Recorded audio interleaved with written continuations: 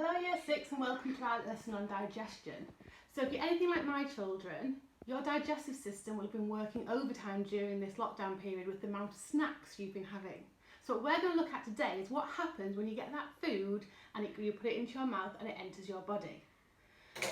We're going to have Orla the bear is going to help us today to do this. So we're going to look at the digestive system and what happens when you take the food, put it into your body and it comes through your digestive system and your body gets what it needs from that food. So first of all, what is digestion?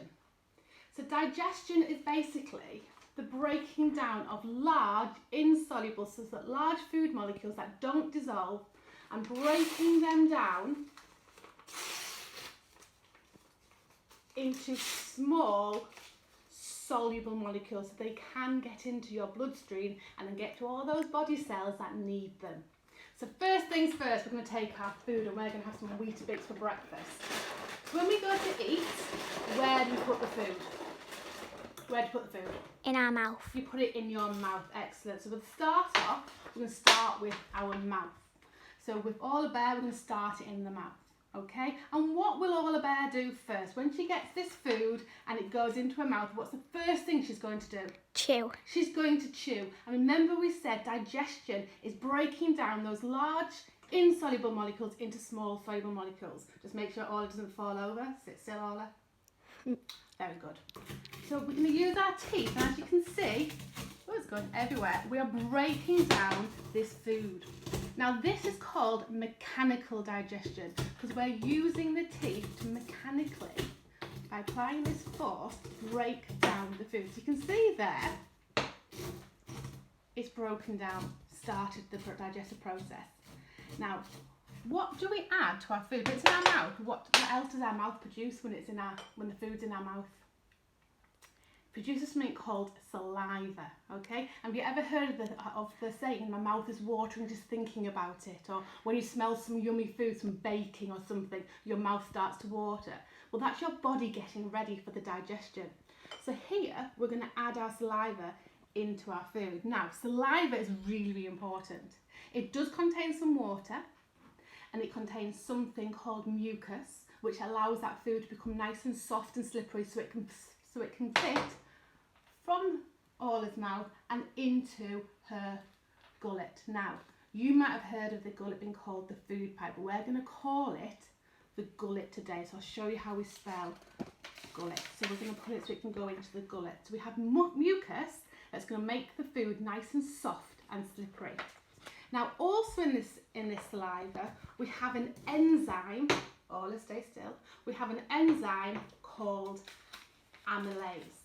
Now, an enzyme is a special type of chemical that starts breaking down the food molecules. So in this case, the enzyme amylase is breaking down the starch into sugar. I don't know if you've ever noticed, if you ever have a piece of bread and you have it in your mouth and you chew it for a long time, it starts to taste a little bit sweet. It also tastes a little bit gross, I wouldn't do it. But you'll notice that if you start having it in your mouth, it'll go nice and soft and mushy and it'll start to taste sweet. So now the food is swallowed and it goes into the food pipe or the gullet. So we're going to use these types to represent our digestive system, because your digestive system, your gut, is basically a long tube going from your mouth all the way down to your anus in your bottom. So what we're going to do here is we're going to place this mushed up food into the gullet. So I've got a question for you.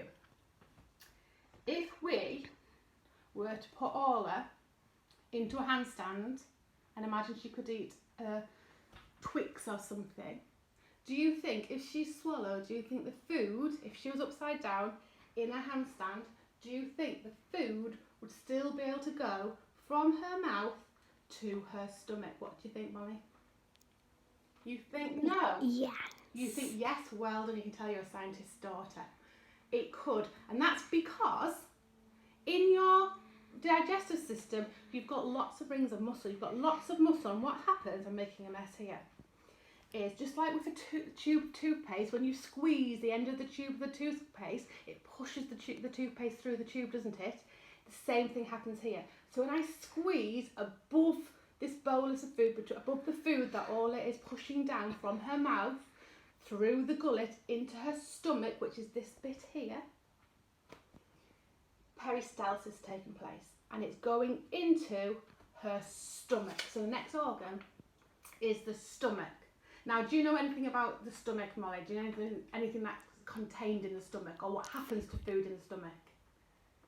No. No? Well, I'll tell you then. So in the stomach, you have something called acid. Now, acid is really important. One of the things that the acid does is it kills any bacteria that you might have taken down with your food. But the second thing is it creates the right conditions for our second enzyme called protease. Now, protease breaks down protein. Okay, so it breaks down the protein that's in the meat and the fish and the eggs that you've eaten into small soluble molecules called amino acids. Okay, now when the food is in the stomach, it gets churned up. You see how it's churning up? It's mixing all that food with the acid and with the protease, and it's breaking it down a little bit more. So obviously the chemical digestion is taking place with the protease. Following on from the stomach, it then goes into the small intestine. So if I show you here, the small intestine. Now we call the small intestine small because it's thinner than the large intestine, but actually it's extremely long. So this bit here, the centre bit here, is the small intestine. Can you see this bit here?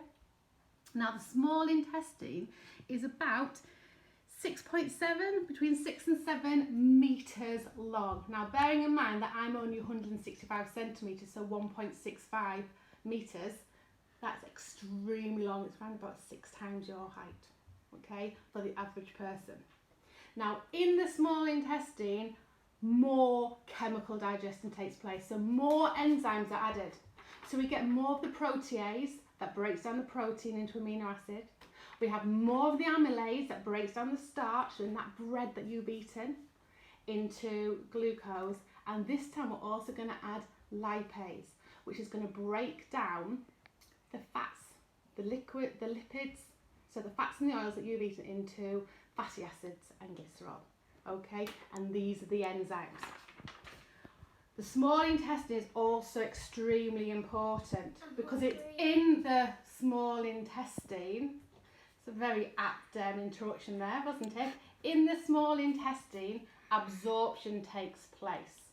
So if you can look closely here, can you see with these types that if we're squeezing, all the small bits of the Weetabix are able to come through. Can you see that on my fingers? Can you see that? Doesn't that look appetising? Now they can go into the bloodstream and they travel around the body in the blood to all the cells where they need them, okay? But there's a lot of this food that can't be digested, okay? So it goes further down and it goes into the large intestine. Now the large intestine is much thicker. If you look here, this is the large intestine here. And the large intestine is only about 1.5 metres long, so it's not that large really, is it? Okay? When you open it all out. And in the large intestine, this is when all the excess water is removed. So you can see here, all that water, to get rid of it from the undigested food, is coming out into the blood, okay? And then it goes through even more, and it goes to something called the rectum. Now the rectum is just a place where all the undigested food, the faeces, is stored. Okay, and then it needs to enter. And where does it come out of? When you need to get rid of the undigested food, where does it come out of? Bum. Your bottom, right. And what happens is, in your bottom, you have got something called the anus, which is just a ring of muscles. So we're just going to create the anus here. Okay, and as you can see, as you squeeze, can we look forward? Can I have your hand, please, Molly? As we squeeze, the anus opens. And what comes out? And out comes all the food that you can't digest. The faeces, or as Molly just called it, the poo. Now if we look at this diagram here, of Orla's digestive system, you'll see that there are two organs that we haven't talked about. We have got here The liver. the liver, well done, the liver, which is this one here. And we have also got the pancreas, which is this yellow looking thing here.